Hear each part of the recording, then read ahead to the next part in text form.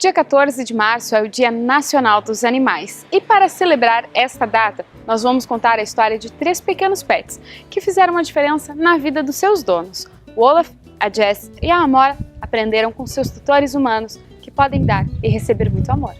Apesar de lhe faltarem os 2 olhos, o gato Olaf não se priva de quase nada em sua vida.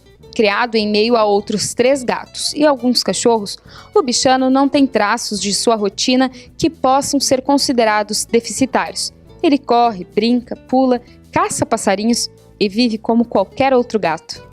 O Olaf tinha um olho muito grande, assim, inchado, devido à doença chamada glaucoma, e um outro olhinho dele era perfurado devido à herpes felina. E então ele não enxergava mais. Quando ele foi abandonado nessa beira da estrada e da faixa, ele já era um gato que não tinha como se proteger, né? Porque ele não enxergava.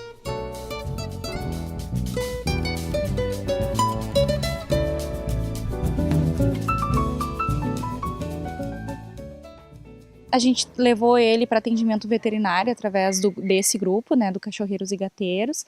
Ele também passou por uma oftalmologista fora da cidade e foi constatado que ele era 100% cego e que ele precisava remover os 2 olhinhos.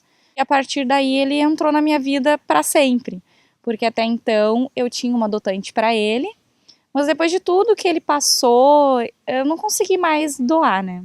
Olaf tinha 2 meses quando foi diagnosticado com herpes ocular e glaucoma. Já nessa época, os problemas de saúde o impediam de ver o mundo.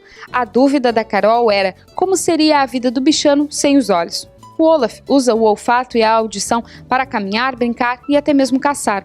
O gato dá lá suas voltas na rua e à noitinha sempre volta para casa. O Olaf me surpreende muito porque ele não tem os olhos, mas ele caça passarinho. Ele percebe o som de uma mosca e caça a mosca no ar. Aqui no pátio vai ver que tem obstáculos, ele brinca, ele anda por cima dos obstáculos, ele passa por baixo.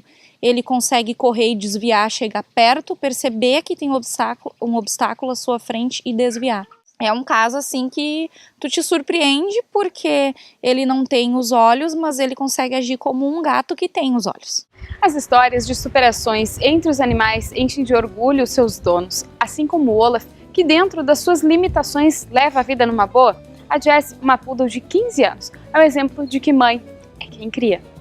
Há alguns anos, a Rose, tutora da Jess, tinha uma outra cadela que deu cria. Porém, com o estresse do parto feito através de uma cesárea, ela entrou em depressão e não quis os 2 filhotes, apenas uma sobreviveu. Sem dar importância ao fato de que a filha não era dela, a Jess adotou a bebezinha. A minha poodle, ela muito carinhosa, sempre foi, ela tentava se aproximar. Aí eu cheguei para ela, eu sempre conversei muito com ela, né? Eu disse, minha filha, me ajuda, o que eu vou fazer? Eu já estava no desespero. Aí ela olhou para o bebê estava inchado, claro, porque a fêmea manipula os órgãos, né, lambendo aquela coisa. Eu já tinha tentado de tudo e nada. E aí eu disse, me ajuda, né? Aí ela olhou o filhote, cheirou, começou a lamber. Ela virava o filhote de cabeça para baixo, de tanto que lavava. Ela deixou bem próxima dela, o bebê começou a procurar mamar. E eu fiquei olhando aquela situação e ele começou a sugar. Em 2 dias, 3 no máximo, estava descendo o leite dela. A Jess teve 2 gestações, mas aquela era diferente. O filho não foi gerado por ela, mas nem por isso deixou de dar o amor necessário para que o animalzinho sobrevivesse, inclusive amamentando a pequena cachorrinha.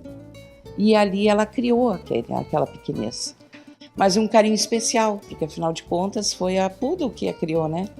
Como mãe. Ela ganhou um lar, comida e nome de fruta. A Amora é a filhotona da Marília e do Túlio. A gata morou por algum tempo na rua e foi adotada pelo casal. Sorte grande. Essas 2 palavrinhas mágicas definem a história da Amora. Depois de ter sido abandonada, a gata encontrou nos braços da Marília e do Túlio o amor do qual precisava. Na casa deles, ela é a rainha do lar. Então, a Amora, na verdade, nos escolheu. Eu digo sempre isso. A gente viu a Amora brincando uma vez próxima do nosso serviço e a gente brincou com ela. Ela é uma gata muito afetuosa, assim. E uns dias depois ela apareceu de novo e depois a gente viu que ela estava morando na garagem do nosso serviço. Então a gente começou a levar ração, uma amiga minha já tinha um sachêzinho assim, levou para ela, eu levei água, aí no final de semana eu comprei um potinho, passamos eu e o meu marido aí todo final de semana ver se ela estava bem. A adoção da Amora aconteceu logo após uma viagem do casal para fora do estado. Até então, a gata vivia pelas ruas do centro de Montenegro, mas a adaptação com os novos pais foi tranquila? Pelo que a gente percebe, ela já tinha vivido assim com a outra família. Ela nunca, pelo que passa, ela não é uma gata que viveu o tempo todo na rua, né? Porque a adaptação foi muito tranquila. A gente mora em apartamento e ela adora, ela é bem tranquila, ela é uma gata muito educada, assim, então parece que ela já foi muito bem tratada antes. Então foi muito tranquila a adaptação dela conosco. Marília teve receios antes de trazer a Amora para morar na casa da família. Entre eles, o fato de fazer viagens mais longas e não ter onde ou quem cuidasse da bichana enquanto estivesse fora de casa. Pelo menos 2 vezes ao ano a gente faz uma viagem mais longa, né? Então a gente contrata agora um serviço de pet sister, que as gurias vêm 3 vezes ao dia cuidar dela, que dá todo um suporte, então a gente tem um controle também por fotos, por vídeos. Então a gente tem um pessoal especializado que cuida dela nesse período que nós não estamos em casa. Dá pra dizer que a Amora saiu de uma vida de Cinderela para uma vida de princesa. Ai, com certeza. E ela é a princesa da casa, é a dona da casa. Antes de serem adotados, animais como o Olaf e a Amora, por exemplo, integraram uma triste estatística. Foram abandonados por seus antigos tutores. E essa falta de responsabilidade das pessoas preocupa quem trabalha na busca pela proteção dos pets. Atuando em Montenegro, a Cachorreiros e Gateiros ajuda no resgate e recolocação desses animais. De acordo com Márcia, presidente da ONG, as pessoas adotam os filhotes, mas quando eles crescem e perdem um pouco da graça de quando eram pequenos, são abandonados. Ela acredita que as pessoas precisam estar cientes de que todos os animais envelhecem e merecem ter o mesmo carinho e atenção de quando eram bebês. Quando a gente vai adotar um animal, a gente tem que lembrar que é uma vida. E a gente tem que lembrar que a gente vai ter custos financeiros com isso também. Ele precisa ser desverminado, vacinado, castrado, né? E depois todo outro cuidado. A gente tem alimentação, ele precisa ir em veterinário, não é só uma vez por ano fazer reforços de vacina. Ele precisa toda vez que estiver doente. E ele vai crescer. A gente também tem que ter essa paciência, né, que vai nos causar um transtorno dentro de casa. Não tem como agora eu pegar essa cachorra e largar lá na rua só porque ela está roendo chinelo, destruindo móveis. Então tudo isso a gente tem que ter essa consciência. Parte da população acha que a responsabilidade sempre pode ser colocada no colo do outro. Então, eu quero ir para a praia, eu não consegui ninguém para cuidar dos meus animais, eu vou largar na rua. Quando eu voltar, eu adoto um outro.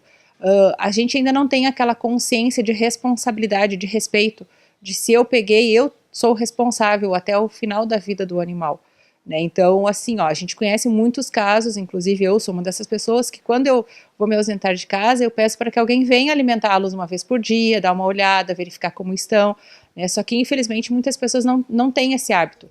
Se você quiser ver esta ou outras reportagens do Habitat, acesse nossa página no Facebook ou no canal da TV Cultura do Vale no YouTube. Nós nos vemos novamente na semana que vem. Até lá, tchau!